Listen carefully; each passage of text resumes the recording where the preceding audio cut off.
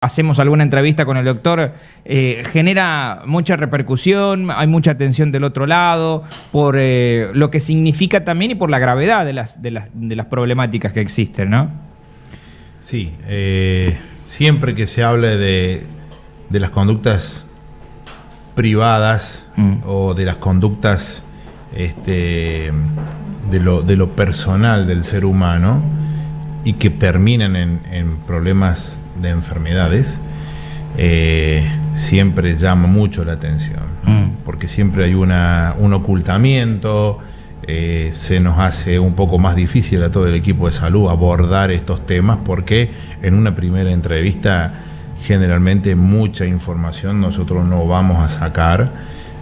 Cuando nosotros generamos un vínculo con el paciente, donde este vínculo tiene que basarse en que el paciente vea que nosotros somos seres humanos igual que ellos y que también podemos tener estos problemas, ¿no?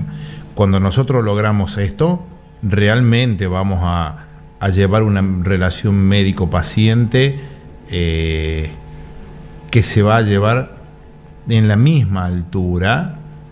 ¿A qué me refiero con esto? Cuando al gran médico Marañón y premio Nobel español le preguntaron cuál fue el avance más importante en la medicina, él dijo la silla. ¿La silla? Sí, la silla para el paciente, para que se siente al lado del médico y ponernos a la misma altura y poder dialogar y poder escucharnos. Miren lo que respondió, ¿no? Una persona destacadísima. Me sorprendió. Sí. Lo que pasa es que antes... Porque antes no existía un ida y vuelta muy directo con el médico. Era muy difícil. El médico era un semidios. El médico interrogaba, así como interrogan en un juicio. Exactamente. Como interrogan en una comisaría, como interrogan en un batallón de gendarmería. Se hace un interrogatorio. Y medicina tiene mucho de eso. Tiene mucho de términos militares, dosis de carga, arsenal terapéutico, guardia, pase de sala. Si nosotros no podemos ver, tenemos un gran contenido de un manejo vertical de la autoridad. Y eso, a ver, disculpe, antes de meternos con el tema, ¿eso tiene que ver por ahí con todavía esa esencia de que muchos ven a la casta médica como un sector muy particular y que es muy criticado muchas veces porque, bueno, los toman como corporativistas y todo lo demás? La verdad que es un tema difícil para opinar, ¿no? La verdad que yo me muevo con un grupo de médicos jóvenes que pensamos casi todos iguales. Por ahí tiene que ver con las nuevas generaciones también. Exactamente, sin lugar a duda que es un término de las nuevas generaciones. ¿Por qué? Porque está demostrado que si el médico demuestra eso, que es un ser humano, que no es un dios, ¿me entiende? La relación médico-paciente, la posibilidad de que rápidamente tengamos un éxito en el tratamiento, en la curación y en el acompañamiento de por qué viene a consultar el paciente, es lo que ha demostrado que esta técnica es la que prevalece y la que va a prevalecer. Bueno, primer dato importante que me parece interesante remarcarlo, para que un paciente pueda tener los resultados y para que el médico pueda saber qué es lo que tiene el paciente, fundamental que exista un ida y vuelta y que se puedan sentar a dialogar, ¿sí? sobre el problema. Muy sencillo. El paciente y el médico se tienen que mirar a los ojos. Cosas muy simples de el vínculo que se genera entre la presencia entre dos seres humanos. Porque yo era chico y recuerdo algunos primeros softwares que hablaban de ponerse frente a una computadora y decir los síntomas que tenía una persona. Me duele la cabeza, tengo dolor abdominal, que esto, y el software unía estos síntomas. O sea, se lo hizo con la intención de reemplazar al médico. Exactamente, de reemplazar al médico. Y se dieron cuenta que muchas veces el software llegaba a aproximarse en el diagnóstico, pero nadie se curaba. ¿Por qué? Porque faltaba la otra parte. Faltaba la presencia física de otro ser humano en esto que, o sea, la amistad, el compañerismo, el tener una relación con una persona, no se la puede tener a través de Facebook, a través de Twitter. ¿Qué ejemplo? Se la tiene que tener en presencia física, uno al frente del otro. ¿Qué ejemplo excelente que acaba de poner sobre el software, porque estamos hablando de la frialdad de una computadora, de una pantalla, de un micrófono, lo que fuese, donde tranquilamente la computadora puede procesar la información mucho más rápido que una persona e incluso puede buscar los medicamentos, las drogas mucho más rápido para lo que hace falta, pero claro, nunca se ha llegado justamente a aplicarlo como corresponde, porque el ser humano está por encima de la máquina en cuestiones de sensibilidad, ¿no? Sin lugar a dudas, pero esto no es nuevo. El padre de la medicina, Hipócrates, ya lo decía, que muchos pacientes vienen y el simple hecho de ser escuchado por su médico, que termina siendo una especie de amigo, en la cual, a ver, siempre tiene que haber una pequeña barrera en lo que es el profesional y el paciente. Pero esa barrera no tiene que ser tan extrema, ni tampoco muy estrecha. Ese límite, que muchas veces puede ser pequeño, lo tiene que manejar en común acuerdo el paciente con el médico.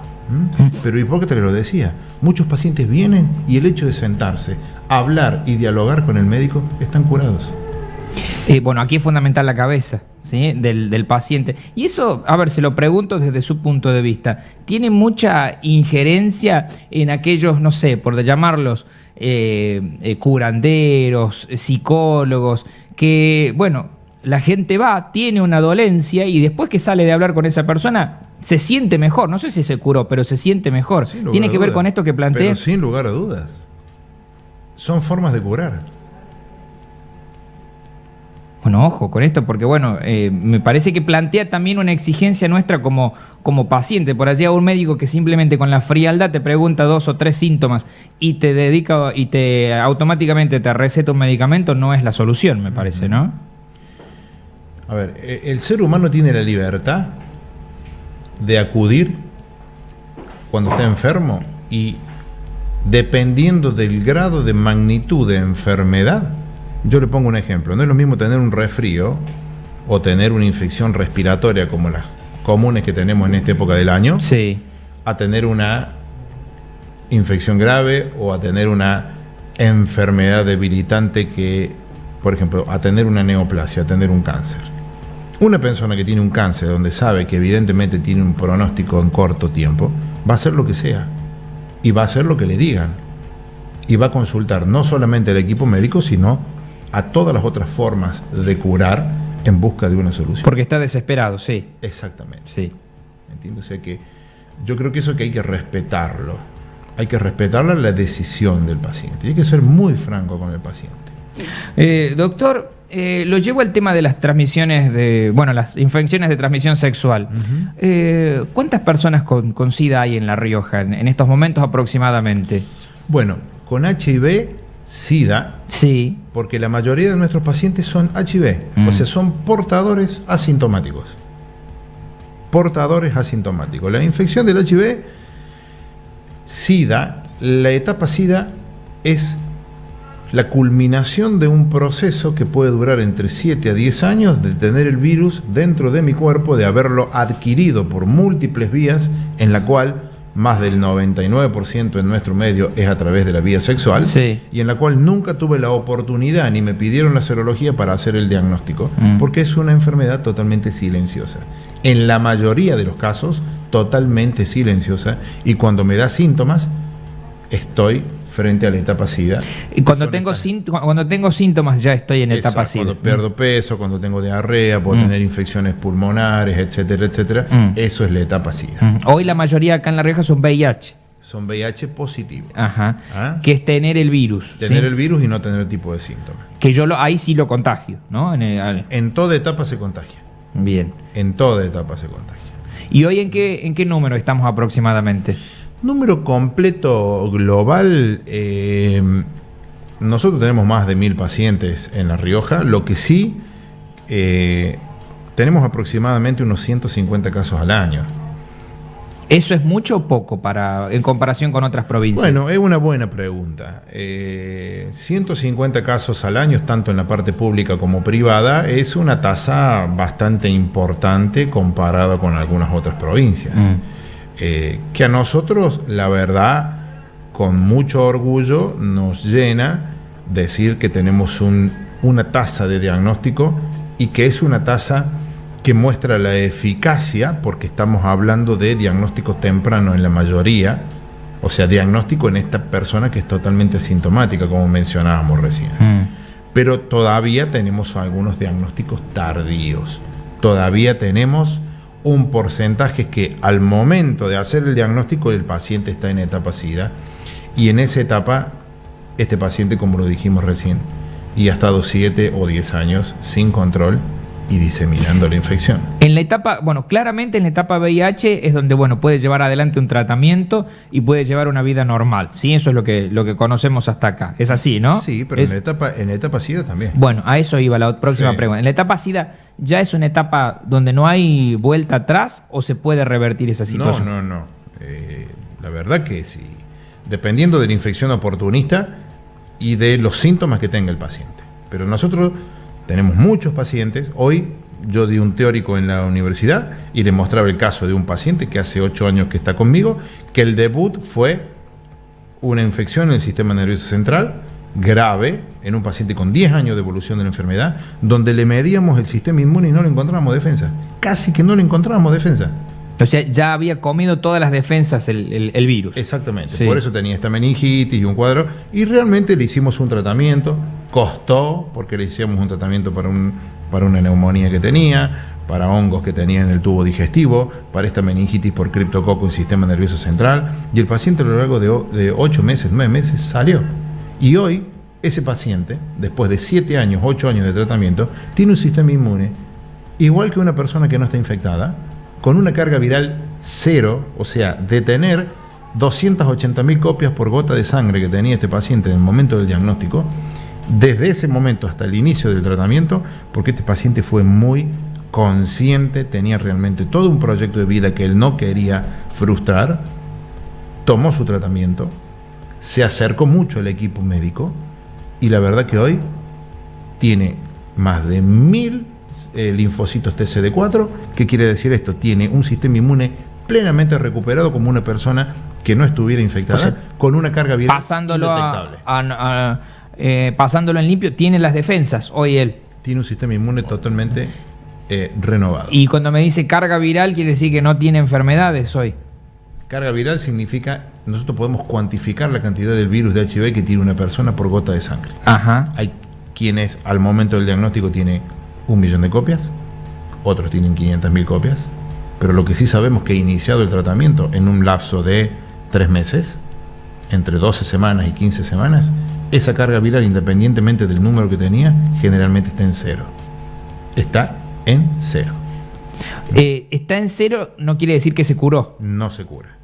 No se curó, porque nosotros suspendemos el tratamiento y vuelve. Y en una semana la carga viral está presente en sangre. Se tiene que seguir estrictamente el tratamiento. Exacto. Ahora, porque doctor, sabemos que el virus se acantona en algunos órganos como son el tubo que es digestivo. Imposible. ¿Todavía no existe la cura para el VIH? Todavía no existe, pero lo que se ha avanzado en HIV es realmente significativo. Doctor, estamos en un tiempo donde yo siempre remarco el momento donde nos ametrallan con información por todos lados. ¿Por qué seguimos teniendo alto índice de contagio? ¿Qué nos pasa? ¿Por qué razón? La verdad, ¿no? Qué pregunta. Qué pregunta, porque incluso Argentina es como una isla dentro de Latinoamérica. En los últimos años, todos los países latinoamericanos, incluso Brasil, mejoraron el perfil de la evolución del HIV, y Argentina no.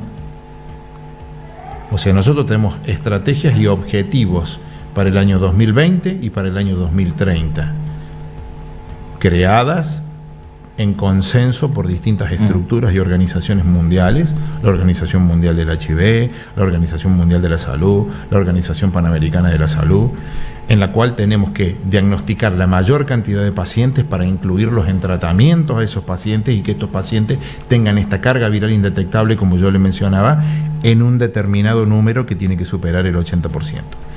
Bajo esas condiciones, nosotros podemos hablar del fin de la epidemia en 20 o 30 años. En 20 o 30 años se puede terminar con la epidemia. Sí, pero hay que cumplir esto.